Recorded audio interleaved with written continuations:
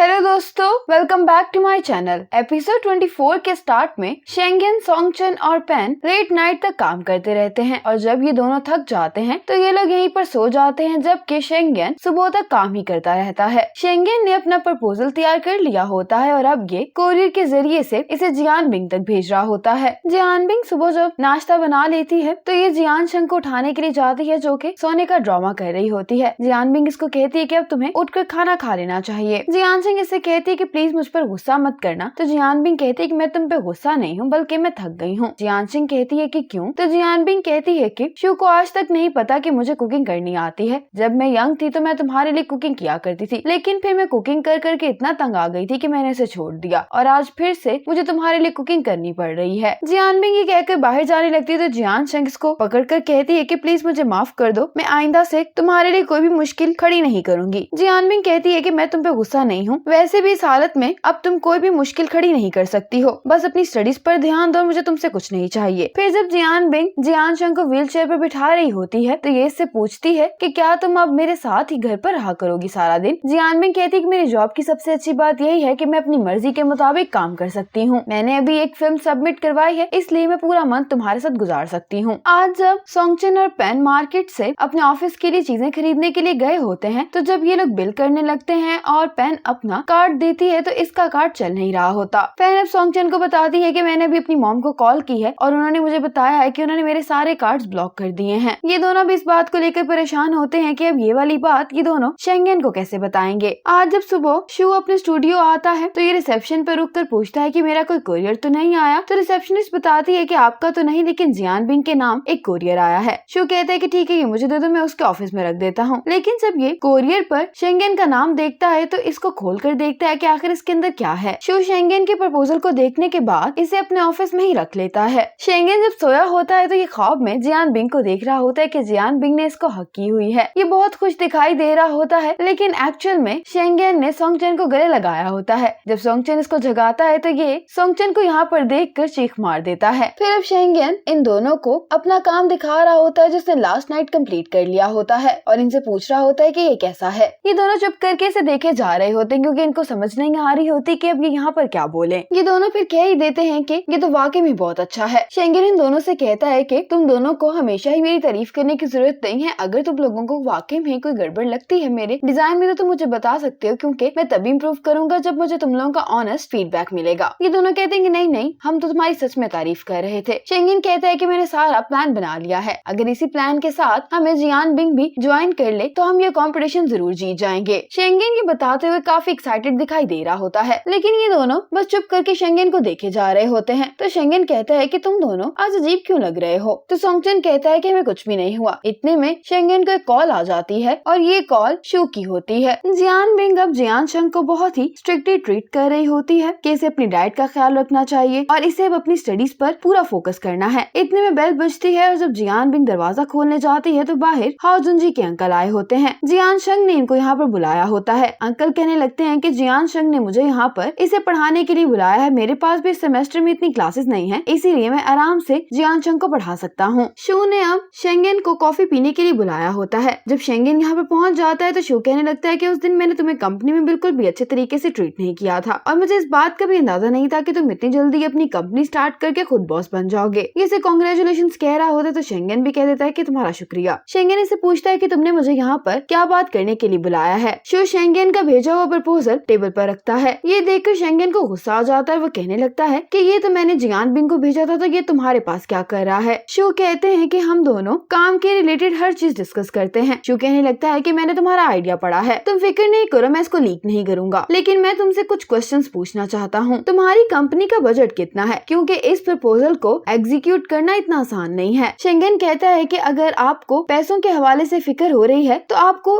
इस बारे में फिक्र नहीं करनी चाहिए। शू कहता है कि तुम बहुत एरोगेंट हो। शू कहने लगता है कि तुम्हारी कंपनी के पास कुछ भी नहीं है और तुम इस प्रोजेक्ट के लिए इतनी बड़ी डायरेक्टर को हायर कर रहे हो, और वैसे भी ये सब करके आखिर में तुम्हें मिलना ही क्या है? तुम सिर्फ अपने पैसे और एनर्जी को जाया कर रहे हो। और अगर जियानबिंग की बात की जाए तो वो इस इंडस्ट्री में कोई पोजीशन रखती है, उसे भला तुम्हारी ये छोटी सी फिल्म डायरेक्ट करके क्या मिलेगा? शेंगेन इसको बताता है कि हम ये वाली फिल्म शूट करके एक कंपटीशन में पार्टिसिपेट करेंगे। शू कहता है कि इसके बदले में तुम्हें क्या मिलेगा? शेंगेन कहता है कि अगर हम वो कंपटीशन विन कर गए तो हम इस इंडस्ट्री में फेमस हो जाएंगे। शू इसकी बात सुनकर हंसने लगता है, कहता है कि तुम्हारे आइडिया में इन्वेस्ट कौन करेगा। शेंगेन कहता है कि तुम्हें इन सब बातों से मसला क्यों हो रहा है, हमने अपनी फिल्म डायरेक्ट करने के लिए तुम्हें तो इनवाइट नहीं किया, हमने तो जियान बिंग को किया है। शू कहता है कि मैं तुमसे सीधी बात करता हूँ, जियान बिंग शाय है, वो तुम्हें मुंह पर कभी भी ना नहीं करेगी, इसीलिए अपने प्रोजेक्ट के लिए कोई दूसरी डायरेक्टर हायर कर लो। शेंगेन कहता है कि अगर उसने मुझे इनकार ही करना होगा तो वो मुझे खुद ही बता देगी। शू कहता है कि जियान बिंग आजकल बिजी है और जब भी किसी प्रोजेक्ट को इनकार करना होता है तो मैं ही करता हूँ, ये मेरा काम है। शू शेंगेन को एक पार्टी का इन्विटेशन देता है, कहता है कि इस पार्टी में इस इंडस्ट्री के सभी बड़े लोग आने वाले हैं, अगर तुम इंटरेस्टेड हुए तो इस पार्टी में आ जाना, मैं तुम्हें अपने कुछ दोस्तों से इंट्रोड्यूस करवा दूंगा। शेंगेन को इसकी सारी बातें सुनकर बहुत ही गुस्सा आ रहा होता है। शू फिर कॉफी के लिए पे करने लगता है तो शेंगेन इन दोनों की कॉफी के लिए पे कर देता है। इसके जाने के बाद शेंगेन का दिल तो कह रहा होता है कि वो इस इन्विटेशन को फाड़ दे, लेकिन वो ऐसा नहीं करता है। हाओ जुनजी अपनी क्लास में होता है कि जियान शंकर इसको मैसेज आता है कि जल्दी घर आओ, तो हाओ जुनजी जल्दी से जियान बिंग के घर पहुंच जाता है। अब शेंगेन भी अपना प्रपोजल उठाकर जियान बिंग के घर आ गया होता है और ये यहाँ पर हाओ जुनजी को आते हुए देखता है। जब जियान बिंग दरवाजा खोलती है तो ये हाओ जुनजी को बहुत अच्छे से ट्रीट कर रही होती है और ये देखकर शेंगेन को अच्छा नहीं लगता है। फिर ये एक नजर अपने प्रपोजल की तरफ देखता है, फिर ये यहाँ से वापस चला जाता है। हाओ जुनजी जब जियान शंकर के पास जाता है तो इससे पूछता है कि तुम्हें क्या हुआ है, तो जियान शंकर इसको कहती है कि क्या तुम्हें मैं ठीक लग रही हूँ इतनी सारी किताबों के साथ, मैंने जब से अपना प्राइमरी स्कूल पास किया है मैंने तब से कभी भी इतना नहीं पढ़ा है और ऊपर से ये दोनों ही मुझ पर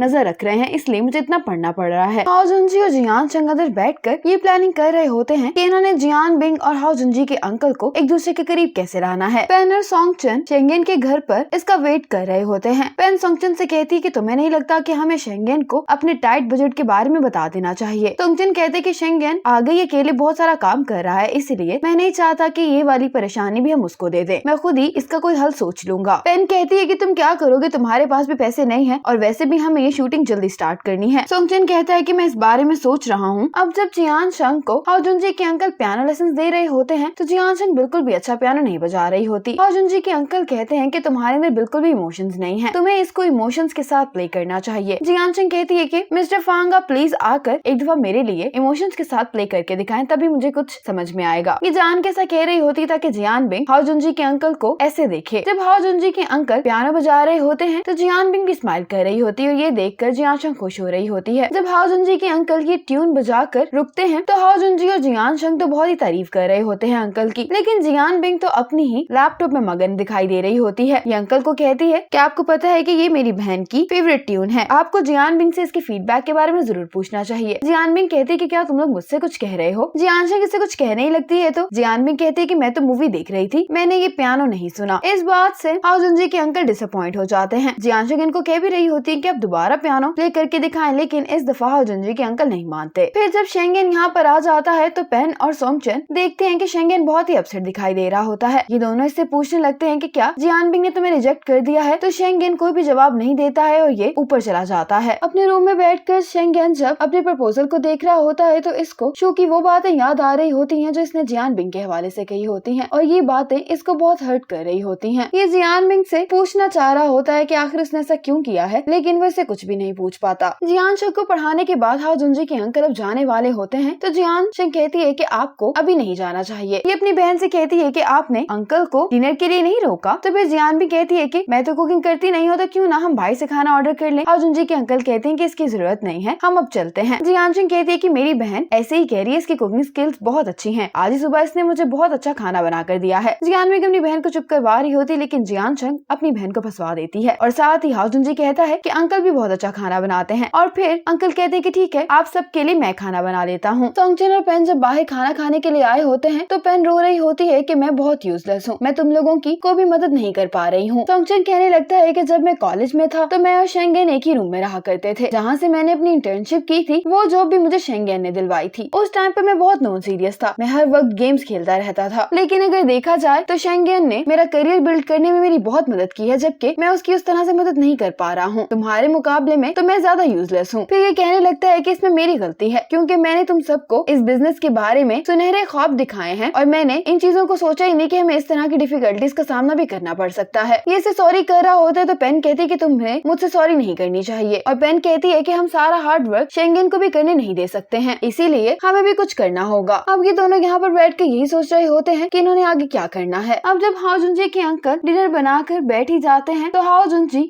जियान बिंग के म्यूजिक प्लेयर के साथ कुछ छेड़छाड़ कर रहा होता है और फिर ये जियान बिंग से कहता है कि सॉरी, मुझसे आपका ये म्यूजिक प्लेयर खराब हो गया है। जियान बिंग कहती कि कोई बात नहीं, तुम आकर डिनर कर लो। लेकिन हाओ जुनजी के अंकल कहते हैं कि मुझे ये पुराना लग रहा है और मुझे ये आपके काम की चीज लग रही है। जियान बिंग मना भी कर रही होती है, लेकिन हाओ जुनजी के अंकल इसके म्यूजिक प्लेयर को देखने के लिए चले जाते हैं और कहते हैं कि मसला इतना गहरा नहीं है, अगली दफा जब मैं आऊंगा तो अपने साथ टूल्स ले आऊंगा ताकि मैं आपके लिए इसको फिक्स कर दूं। जियान शंग और हाओ जुनजी ये सब कुछ इसलिए कर रहे होते हैं ताकि जियान बिंग मिस्टर फांग से इम्प्रेस हो जाए। जियान शंग कहती है कि मिस्टर फांग बहुत ही वर्सेटाइल हैं, बहुत कम ही मर्द ऐसे होते हैं जो इतने सारे काम कर सके। अपनी बहन से कहती कि क्यों तुम इस बात पर एग्री नहीं करती। मिस्टर फांग और जियान बिंग इन दोनों को देख रहे होते हैं कि आखिर ये करना क्या चाह रहे हैं। हाओ जुनजी बता रहा होता है कि कॉलेज में ऐसी बहुत सारी फीमेल प्रोफेसर हैं जो अंकल में अपना इंटरेस्ट शो करती हैं, लेकिन अंकल ही किसी की तरफ ध्यान नहीं देते। जियान बिंग को इन दोनों की चालाकी समझ आ जाती है और कहने लगती है कि आपको इन दोनों की चालाकी समझ नहीं आ रही कि ये हम दोनों को एक साथ करने की कोशिश कर रहे हैं। जियान बिंग पूछने लगती है कि आखिर ये आइडिया था किसका। जियान शंग कहने लगती है कि तुम दोनों हमें एक साथ अच्छे लगते हो, लेकिन तुम लोग तो इस बात को सीरियस नहीं ले रहे थे, तो हमने सोचा कि इसमें हम लोग ही तुम लोगों की मदद कर दें। जियान बिंग अब डांटते हुए जियान शंग से कहने लगती है कि तुम्हें बड़ों के मामलात में नहीं आना चाहिए। मिस्टर फांग हाओ जुनजी को मारते हुए कहते कि मुझे नहीं लगता कि ये जियान शंग का आइडिया है, बल्कि ये इसका है। जियान बिंग कहती है कि इस टॉपिक को अब सब भूल जाएं और हमें अब अपने डिनर पर कॉन्सेंट्रेट करना चाहिए। अब यहाँ पर फिर से जियान शंग और हाओ जुनजी अंकल के खाने की तारीफ करने लगते हैं और जियान बिंग गुस्से से जियान शंग की तरफ देख रही होती है। इसी मोमेंट पर एपिसोड 24 खत्म हो जाती है।